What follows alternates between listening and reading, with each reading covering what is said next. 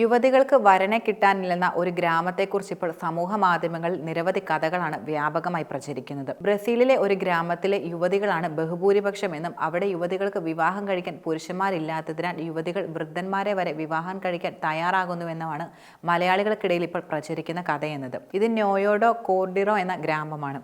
തെക്ക് കിഴക്കൻ ബ്രസീലിലെ ഒറ്റപ്പെട്ട ഗ്രാമീണ സമൂഹമാണിത്. ലോകത്തെ ഇത്രയേറെ തെറ്റിദ്ധരിക്കപ്പെട്ട ഒരു സമൂഹം ഒരുപക്ഷെ വേറെ ഇല്ലെന്നും പറയാം. സ്ത്രീകൾ ആധിപത്യം പുലർത്തുന്ന ഈ ഗ്രാമത്തിൽ നിന്നും സ്ത്രീകൾ പുരുഷന്മാരെ ഓടിക്കുകയാണെന്നും സ്ത്രീകൾ തങ്ങൾക്ക് ഇഷ്ടപ്പെട്ട പുരുഷന്മാരെ പ്രാപിക്കുമെന്നൊക്കെയാണ് പുറം ലോകത്ത് വ്യാപകമായി പ്രചരിക്കുന്ന കഥകൾ. ഈ ഗ്രാമത്തിൽ എവിടെ നോക്കിയാലും സ്ത്രീകളെ മാത്രമായിരിക്കും കാണുക എന്നത് സത്യമാണ്. പണിയിടങ്ങളിലും കൃഷിയിടങ്ങളിലുമെല്ലാം സ്ത്രീകൾ മാത്രമായിരിക്കും. ഈ സമൂഹത്തെ നയിക്കുന്നത് പ്രധാനമായും ഒരു സ്ത്രീയാണ്. ഈ ഗ്രാമത്തിൽ താമസിക്കുന്ന സ്ത്രീകളുടെ അത്രയും പുരുഷന്മാരുണ്ട് എന്നതാണ് നിലനിൽക്കുന്ന യാഥാർത്ഥ്യം.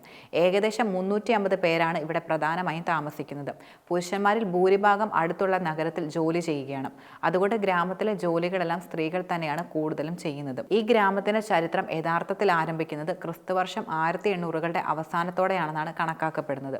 കത്തോലിക്ക സഭ അതിന്റെ എല്ലാ പ്രതാപത്തോടും കൂടി വാഴുന്ന കാലമായിരുന്നു ഇത്. അക്കാലത്തൊരു യുവതി സഭയെയും സമൂഹത്തെയും വെല്ലുവിളിച്ചതിനെ തുടർന്നാണ് ഈ ഗ്രാമത്തിന്റെ ചരിത്രം ആരംഭിക്കുന്നത്. മരിയ സെൻഹോറിൻഹ ഡി ലിമ എന്നായിരുന്നു ഈ യുവതിയുടെ പേര്. കുടുംബം കണ്ടെത്തിയ വരനെ സഭയുടെ ആചാരവും വിശ്വാസവും അനുസരിച്ച് ഈ യുവതി വിവാഹം ചെയ്തു.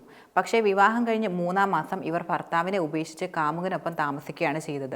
ചിക്കോ ഫെർണാണ്ടസ് എന്നായിരുന്നു ഈ യുവതിയുടെ കാമുകന്റെ പേര്. റോമൻ കത്തോലിക്ക സഭയ്ക്ക് സങ്കല്പിക്കാൻ പോലും ആകാത്ത പാപമായിരുന്നു യഥാർത്ഥത്തിൽ മരിയ ചെയ്തത്. തുടർന്ന് സഭയിൽ നിന്നും സമൂഹത്തിൽ നിന്നുമെല്ലാം അവളെ പുറത്താക്കി. മിനാസ് ഗെറൈസ് സംസ്ഥാനത്തിലെ ഒരു ചെറു ഭൂപ്രദേശത്തേക്ക് തന്റെ കാമുകനുമായി മരിയ പിന്നീടെത്തി.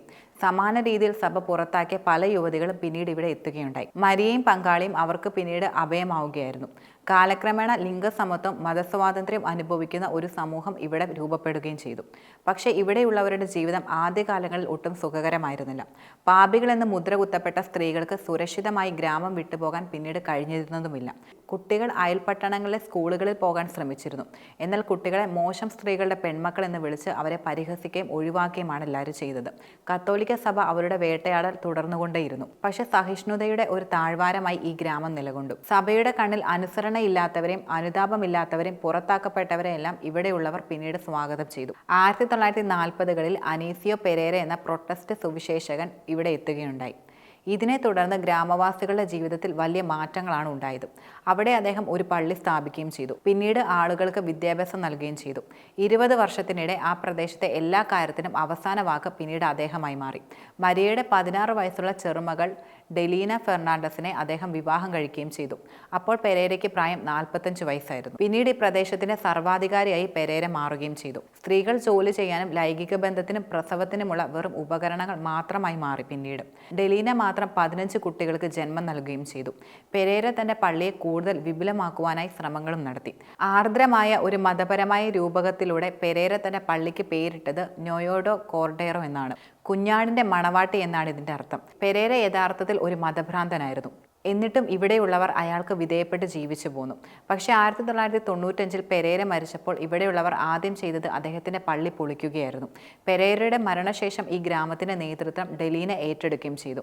തന്റെ ഗ്രാമത്തിലെ സ്ത്രീകളെ ശാക്തീകരിക്കുന്നതിനൊപ്പം അവർ പുരുഷന്മാർക്കും അർഹമായ പരിഗണന നൽകിയിരുന്നു. ഈ ഗ്രാമത്തെ ഒരു സ്വയം പര്യാപ്തത സമൂഹമായി മാറ്റുകയായിരുന്നു ഡെലീനയുടെ പ്രധാന ലക്ഷ്യം. നോയ്വയ്ക്ക് സമീപം കൂടുതൽ സ്ഥലങ്ങൾ വാങ്ങി പൊതുകൃഷി പിന്നീട് ആരംഭിക്കുകയും ചെയ്തു. കൃഷിയും അനുബന്ധ പണികളുമെല്ലാം സ്ത്രീകൾ തുടർന്ന് ഏറ്റെടുക്കാൻ തുടങ്ങി.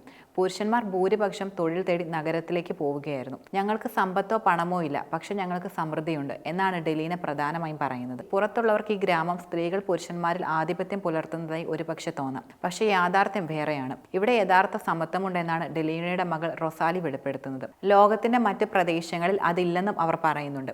ഇവിടെ നമ്മളെല്ലാം മനുഷ്യരാണ്. മാത്രമല്ല ഇത് വളരെ ലളിതമാണ്. അത് വിശദീകരിക്കാൻ പ്രയാസമാണെന്നും റൊസാലി തുറന്നു പറയുന്നു.